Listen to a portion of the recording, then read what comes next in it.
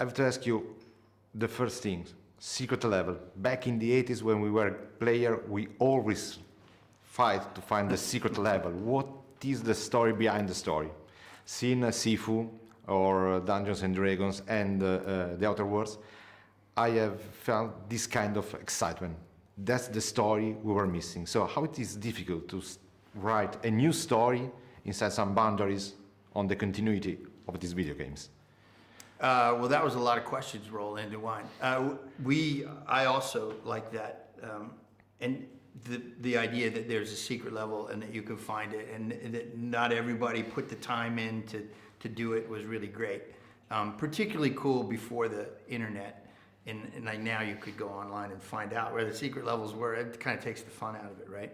It's like, do they have Cracker Jacks here in Italy where you have to eat the whole box to get the toy? Yeah.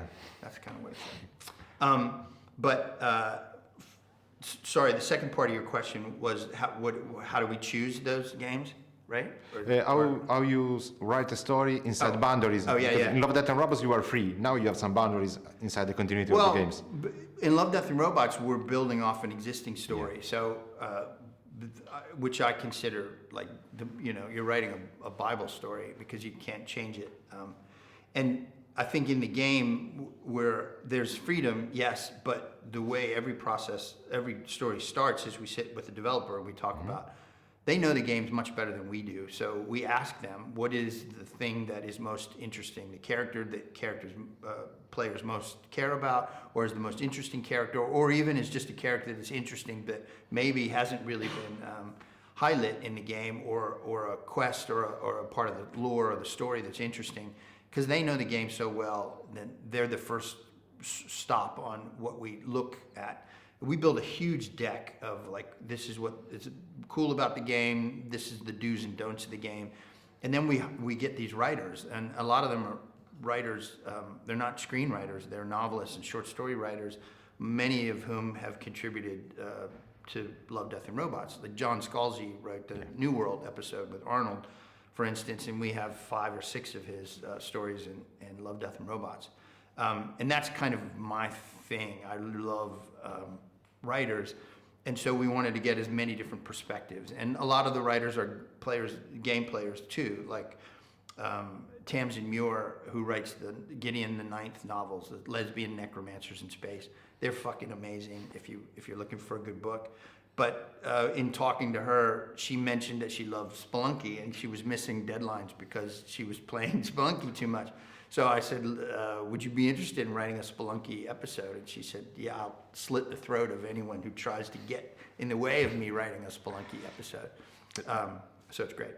And looking at these 3 episodes, I saw, and all the other episodes that will come on Prime, I said that it's a sort of family.